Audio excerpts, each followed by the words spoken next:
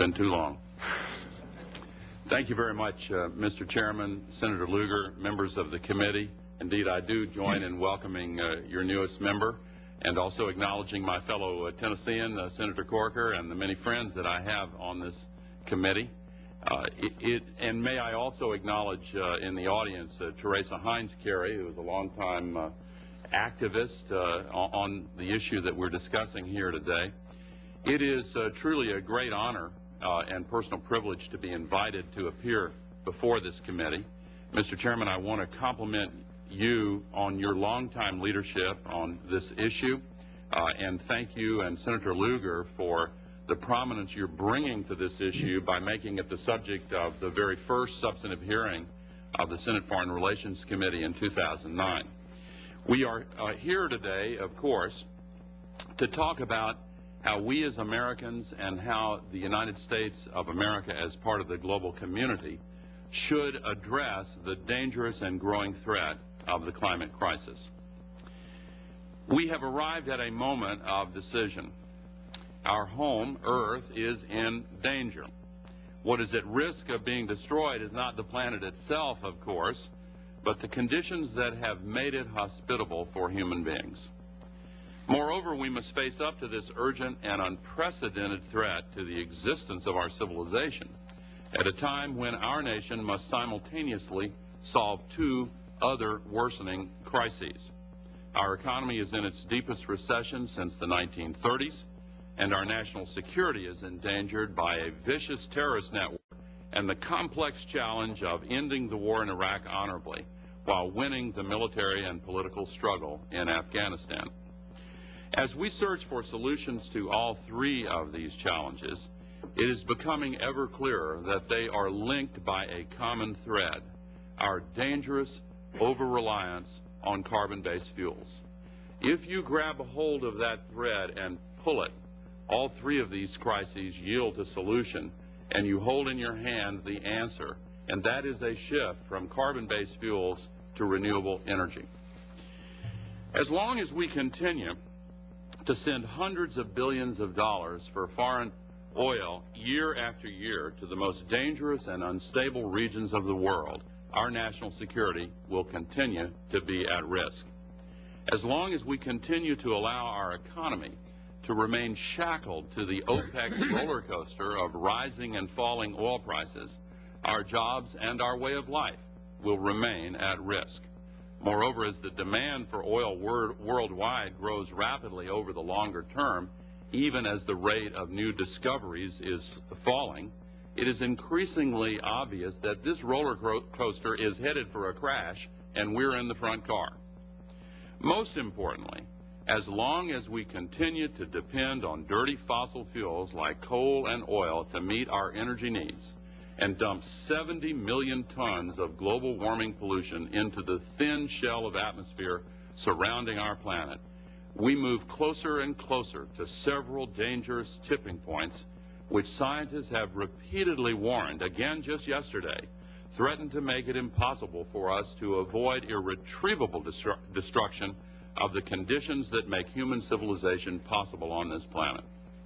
We're borrowing money from China to buy oil from the Persian Gulf and doing it in ways that destroy the planet. Every bit of that has to change. For years, our efforts to address the growing climate crisis have been undermined by the idea that we must choose between our planet and our way of life, between our moral duty and our economic well-being. These are false choices. In fact, the solutions to the climate crisis are the very same solutions that will address our economic and national security crises as well. In order to repower our economy, restore American economic and moral leadership in the world, and regain control of our own destiny, we must take bold action now. The first step is already before us. I urge this Congress to quickly pass the entirety of President Obama's recovery package.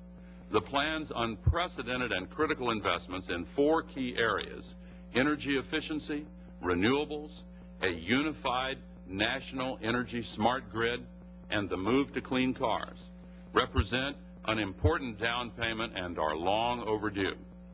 These crucial investments will create millions of new jobs and hasten our economic recovery while strengthening our national security and beginning to solve the climate crisis.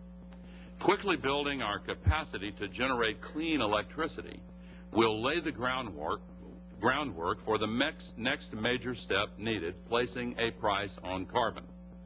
If Congress acts right away to pass President Obama's recovery package and then takes decisive action this year to institute a cap-and-trade system for CO2 emissions, as many of our states and many other countries have already done, and as many of the leading Fortune 500 corporations in America are pleading with the Congress to do, so they'll have predictability and the basis to become more competitive in world commerce, then the United States will regain its credibility and enter the Copenhagen Treaty talks with a renewed authority to lead the world in shaping a fair and effective treaty. And this treaty must be negotiated this year, not next year, this year. A fair, effective, and balanced treaty will put in place the global architecture that will place the world at long last and in the nick of time on a path towards solving the climate crisis and securing the future of human civilization. I am hopeful that this can be achieved. Let me outline for you the basis for the hope and optimism that I feel. The Obama administration has already signaled a strong willingness to regain U.S. leadership on the global stage in the treaty talks, reversing years of inaction. This is critical to success in Copenhagen and is clearly a top priority of the administration. Developing countries, as you said, Mr. Chairman, that were once reluctant to join in the first phases of a global response to the climate crisis have themselves now become leaders in demanding action and in taking bold steps on their own initiatives. Brazil has proposed a very impressive new plan to halt the destructive deforestation in that nation.